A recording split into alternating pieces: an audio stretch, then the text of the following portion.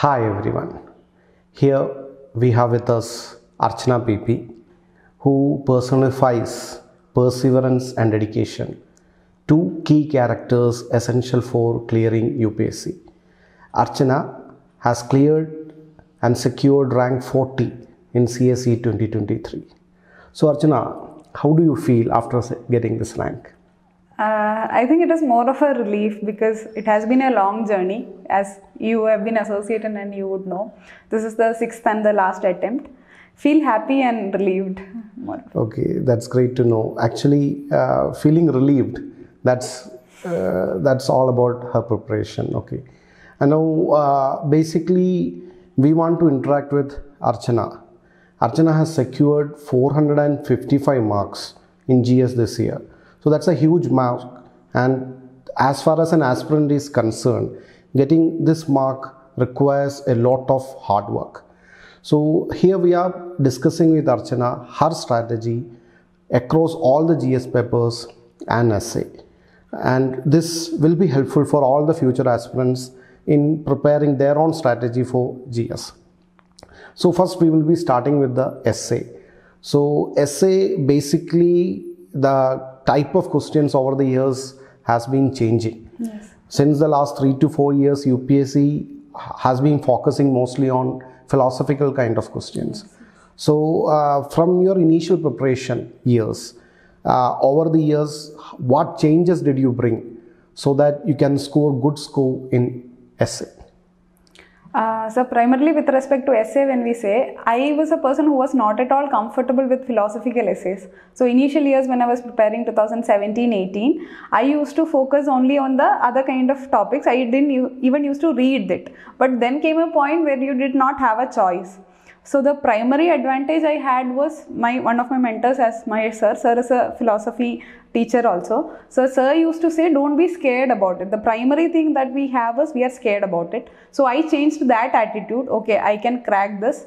And I used to think of a philosophical essay in a very GS-ish perspective, like in a very common perspective, from a historical angle, from a geographical angle, what does that philosophical statement mean? So there might be people who are very comfortable with it and write in a very flowy language, but I was not that person. So mine was a more GS-oriented strategy where even like any philosophical statement maybe, I used to think in a very normal perspective, what does it have with respect to history? Are there any examples that justify that philosophical statement? Or geographically, like disasters, there might be philosophical angle to that, society, sociology being my optional. So I used to think in that perspective, and I used to just write a very, it used to be very organic. I didn't used to bring anything extra in that. So whatever I understood from it, that I used to write. That was my strategy with respect to essay, and it has always made me in a safe zone. Like I have not got very bad marks with that strategy. That is what I would say. Okay, Archana, basically for writing a good essay,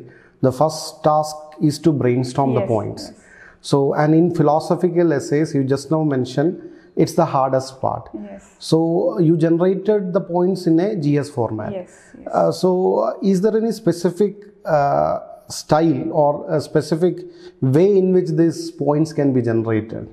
Yes.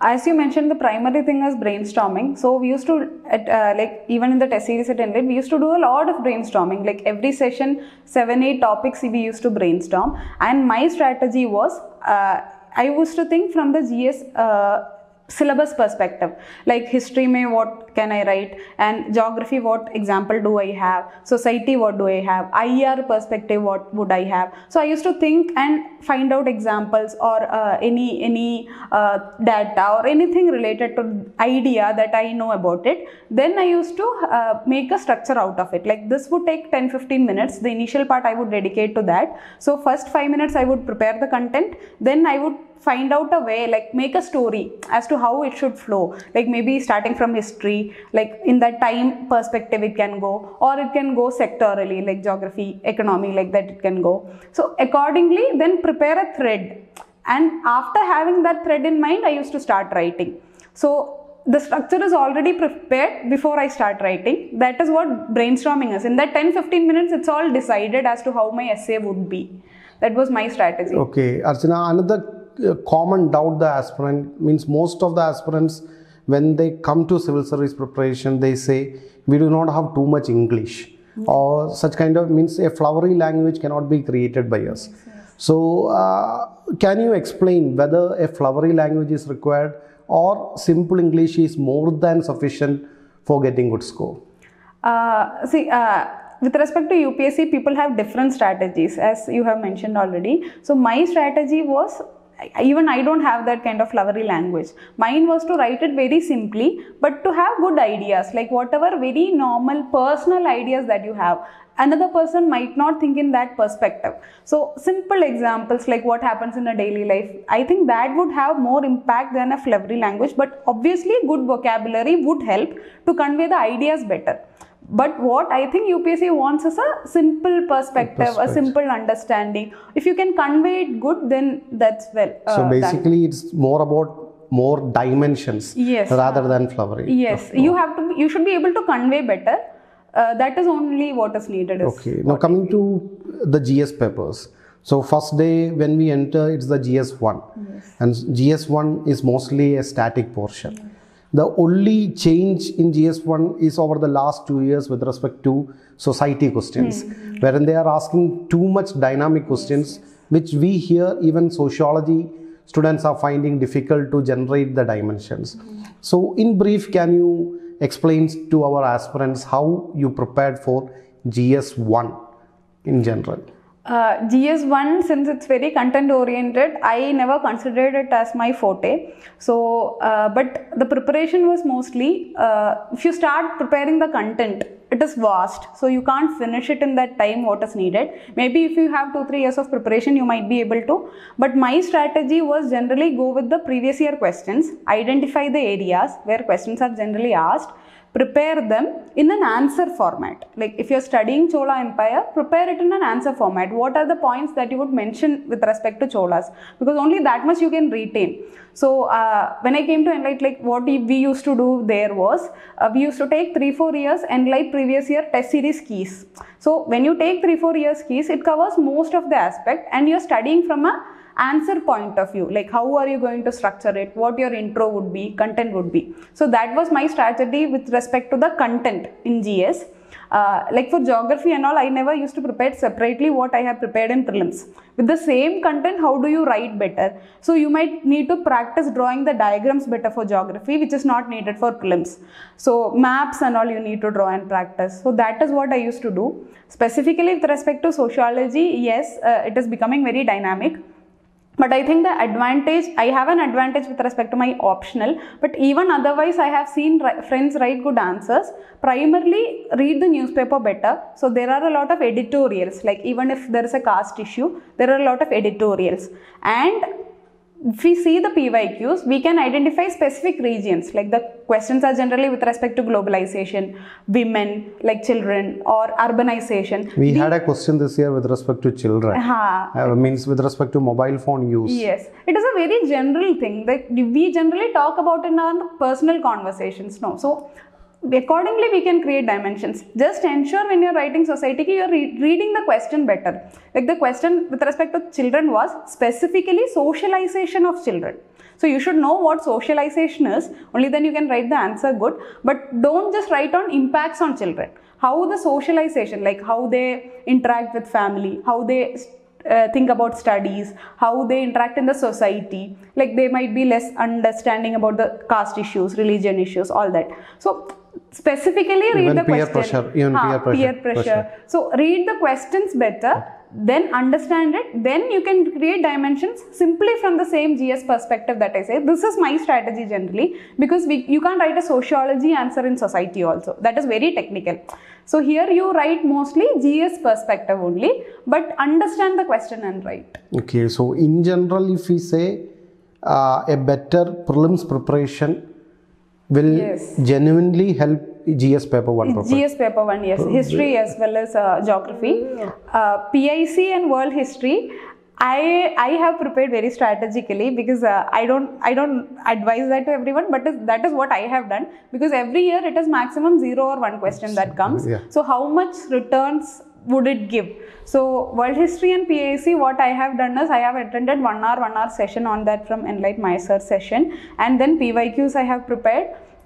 They have like 5-10 pages handouts. Only that I have read, but it has not worked bad. Might be they asked 2 questions this year, but they are not going to ask 5 or 10 questions is what the assumption is always.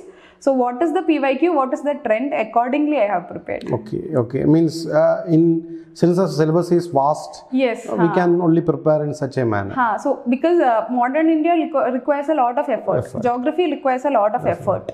And it gives good returns also. Okay.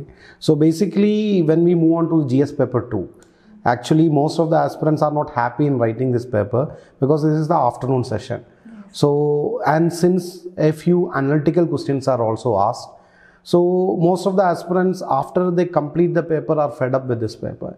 So how you coped up with this particular scenario? And in this particular paper, actually we are seeing questions with policies, specific policies, and whether you try to introduce articles, means few of the aspirants want to know whether articles are more important in being introduced or specific examples. Specifically with respect to GS2, 2 things that sir has mentioned. One is how to cope up with that attitudinal issue, because after an exam we are writing it. So we are always thinking about how we wrote GS1. So our strategy generally with friends was we used to take a good break during that period, like 2 hours break we have. First 1 hour we used to just chill, like talk to each other, have food, be calm, all that. Then we used to take an effort to not think about that much, like 5-10 minutes discuss GS1, stop it. Then the next 1 hour, if you want to revise anything, like go through the articles or the policies or just once, we used to do that.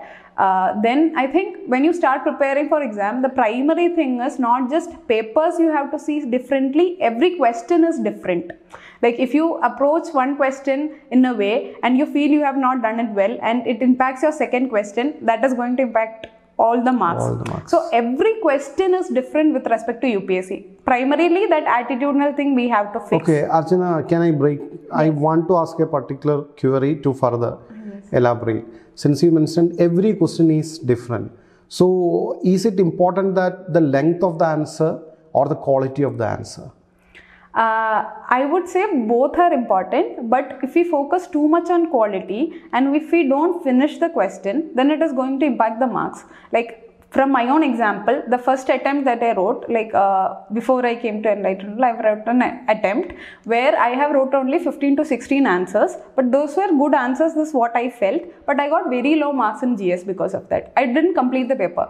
So for a good answer, how much marks can they give you? At max 7 or 8 marks. But if you write 2 answers average, you will get 10 marks you will get. So that advantage is, from my opinion, you should write a decent answer for more number of questions is better. Okay. Then coming back to the GS2 articles, every question, every specific subject in the 4 papers have a specific way of writing. Like there are specific keywords which are needed. Like for example, when we mention location, if we mention location in geography, the same thing when it comes to economy, it might be very like words like employment elasticity we would mention in GS3. GS1 it might be just a job. So how we are mentioning words matters. Similarly, the vocabulary matters. The same thing, the same example when you are mentioning, it matters. So GS2 polity specifically, which has the more percentage of marks, needs a lot of articles. How much ever articles you can write, it is better. Like and case laws if you can write, just know case 2-3 case laws from each specific area. You can't cram everything up, but environment ke liye you need to know 2-3 articles.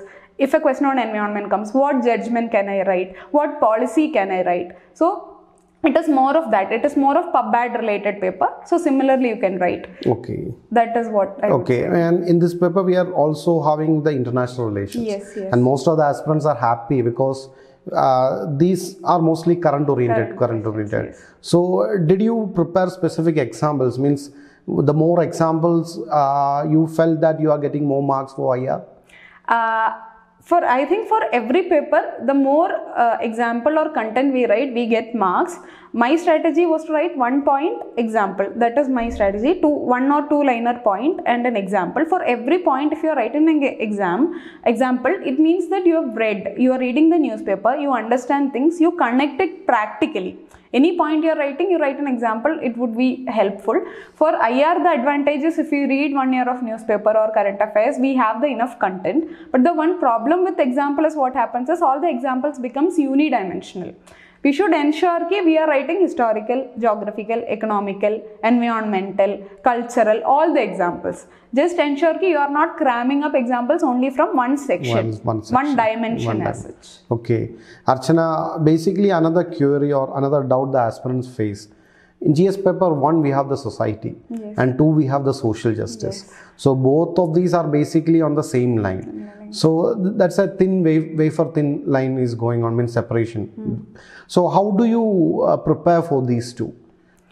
I think preparation with respect to content is similar, because I used to club them together and I used to prepare the content. I didn't have specific notes, but how we are writing is different, because social justice is more like, since it comes in paper 2, it's more like polity angle you need to write. Your examples needs to be policy. Your examples can be any act of the government, etc. You can write it in society as well, but society as such, the paper is oriented to more analysis. So it would be better if you write examples from the newspaper, a recent incident, like if there is a question on women, you can write a recent example of harassment, something that was reported and action was taken. Similar lines. The approach and answer writing is the only thing that varies in both, is what I have felt. Okay. Now, Archana, we shall discuss about paper 3 or the GS3. Yes. And this is a paper that most of the aspirants are happy to prepare, because most of the questions are open-ended questions, and they are current-oriented paper, except for the science questions which are specific in nature, and most of the aspirants are not happy with it. So how you prepared for GS3? And also there is a change in trend for GS3. Over the years, the marks UPSC is awarding is getting reduced. Earlier, if you have noticed, more marks we get in GS3. So do you have any opinion why this change is happening? Firstly, coming to preparation for GS3, as you said, everyone used to like it, because one of the things is the areas are often repeated also. Like agriculture, it holds around 50% of marks from economy. So agriculture, the questions generally, it would be water related, irrigation questions, MSP, MSME, so all of that. So if you prepare a few years PYQs, you can write a good answer, and analysis is lesser. Like you can just get points, data, you write there, you used to get good marks. But I think how it has shifted over the years would be the same thing. Initially, if you just write a data, it would suffice. But now a little bit of analysis also is coming in GS3 as well. So you should understand the question, read the question, give 2-3 aspects. So even in GS3, I think the GS dimensional aspects works, because you bring in a little history, a little geography perspective, all of that if you bring in, you get better marks is what I have felt. Then the primary thing that people ignore is, it is not just an economy paper. Internal security, disaster management, this holds good environment. Science is lesser maybe, but it holds good, like 50% of the marks is held by them, and them we can prepare very easily. Like just go for 3-4 years PYQs, you have good answers prepared for them. You can use the same content. If you have a grasp of current affairs also, you can have a good content for DM. Actually, disaster management is a very nice area. Internal security is a very nice area. People who are focused here, I think they are getting marks even in this scenario. Okay, here I want to further ask whether it's the number of points or few points explained in an analytical manner. GS3 specifically, I think we need good number of points, because everyone would be writing a good number of points. This is a competitive exam, so we have to compare with everyone else who is doing. It's not like you are a unique person who's writing it. So if someone else is having 7-8 points and you have only 5 points explained well, then the other person might get marks. But it is not like you just write a one-word point. You write a point which is self-explanatory, because the person who's valuing it is not a kid, no. They also know what it is. So you don't have to explain to them, but it should be understandable format that you understood it before writing it. So just one-liner, and try to make a little bit number of points, but don't just focus on them and write one-word points. So that would be the Okay, idea. now coming to the final GS, the GS4. So personally, I have seen Archana's transformation in GS4 answer writing over the years. So the answers has become more crispy in nature. Means she has precise words, very precise words for GS4 answer. Means this attempt wherein she got the 40th rank, her answers were very crisp, and each of the answers had specific examples. And I feel genuinely she has put in a lot of hard work for GS4, especially for the case studies. When we read the case studies, you can go through her previous papers in our website. So if you go through that, there is a flow in the answer. Means her work experience has also, I feel, helped in creating a good case study answer. So can you explain to the future aspirants how you prepared for the GS4? GS4 primarily, just like everybody says, every syllabus topic we take, we prepare few content on that, we understand what does the specific term mean, create few examples for that. Since I've prepared for many years, I have a good notes on that. Even from the institute I have that, otherwise also from internet, other institute materials, all that I have. But upon that, I think everyone has this. Upon that, what we do is a lot of brainstorming with friends, particularly I had my partner, I had mentors, all that. And you think from a very normal perspective, like if you are an officer, what would you do? If you are a person in that situation, what would you do? Very practically. Who will be your first point of concern? Who will be the stakeholders that you consider? What is the situation that you would consider? And in minimal words, I think brainstorming a lot helps in that. You read a lot of case studies of test series of institutes. You read all that. You get good words, like vocabulary improves. What is the perfect word for the situation? Is it temperament? Is it perseverance? Is it patience? There is a difference between these terms. Definitely. Right? So it helps. Like when we do a lot of brainstorming, it helps. And even then, I used to keep it very simple. Like I've seen Siddharth's answers, which are very technical. Like he has done a lot of effort on that end, but I understood that is not my way. I can't do that. I can't repeat that. Mine would be like very simply you write what is the situation, what do I understand, what can I do, short term, mid term, long term, what would I do in that situation as a person or as an officer, what the question is accordingly. That is what I used to do. And I think second thing that helps is specifically for GS4, time we have to keep in head because it is a very long paper. So if we think on one case study a lot, it might fetch you like 12-13 marks, but the other would go to 7-8. So rather focus on getting 10 for each case study. So time we have to manage well is one thing that I have felt. Okay. So another one question with respect to GS4 is, Archana, frequently aspirants ask whether the case study need to be answered first or the first 13 questions need to be answered. So what was your strategy over the years? So I had a little complex strategy there, I would say, because initially when we got the paper, I just used to skim through the initial part when we can't write, when they ask us 5 minutes early when they give us. So I just used to skim through the first part because I might see good terms there. I didn't used to read the questions. Then I would go to the case study, start reading the first case study.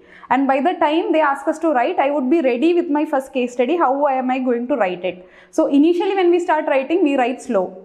So my first 2 case studies will be completed in the first half an hour. Then I will go to the 10 marks question. Then I would finish that up. Then I would come back to the case study, because when you read the 10 markers, you might get good ideas from there which you can use in your case study as well.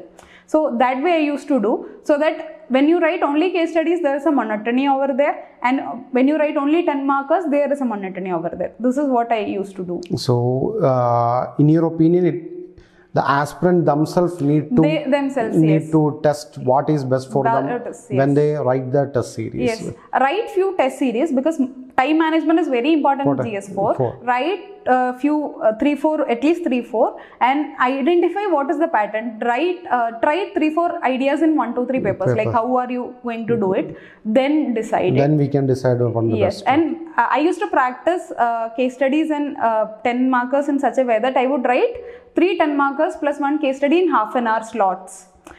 This is a little bit more faster, but when we do that few times, our time management gets better is what I feel. Keep a half an hour slot, write 3 questions plus 1 case study and practice that few times. Okay, so basically we also try to introduce thinkers and quotes into GS4. Yes. So did you specifically prepare thinkers, or what you learned in sociology you just tried to introduce into this?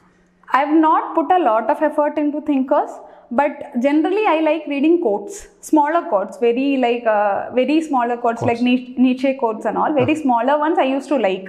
Very quirky ones and all I used to like. So, and whatever I read in socio would have helped, but I did not used to specifically think I have to introduce a quote and do. But if I read a question and I feel like I can organically bring it in, I bring it in. But I've seen a lot of toppers who do that a lot. That is not my way, or I can't do it very well. So I didn't used to opt that. Okay. So Archana, before we wind up this particular discussion, we would like to know how ENLITE helped you in your mains preparation. So ENLITE has been a family in my preparation, specifically because 2017 mains I had written. That was my first attempt. Mains I wrote in such a bad shape, and I came to ENLITE because a few friends were there, and I joined the answer writing program there. That is when I understood how to write an answer. There were a lot of good mentors there, like Surjay, Gautam, and all of them were there. Mahesh sir, Abhiyat, and you were also there. So all of them helped in getting better at it. And then when the next attempt came, then onwards I used to write the mains test series there. We used to discuss a lot of PYQs. Before reading any paper comes, like if this weekend, this is the test that is coming, a PYQ discussion session was there. So we get an understanding of what are the questions asked, what we need to prepare. Then the questions were prepared, we write the answers, then we brainstorm them. Like with 15-20 people sitting together, we used to brainstorm them, create the answer key, and then see others' papers, add content from that also. So the advantage of this was reproducible content, because it is something that another fellow aspirant has thought. So it is a very simple point or a simple example, and when you have discussions, the advantages you retain them rather than reading a very long paragraph from some other Google page or so. So that helped a lot. The brainstorming, the valuing others' answer sheet also, all these helped a lot. Okay, so it's great speaking with Archana, and we team ENLITE would like to wish her a very successful bureaucratic career. Thank you. Okay, welcome.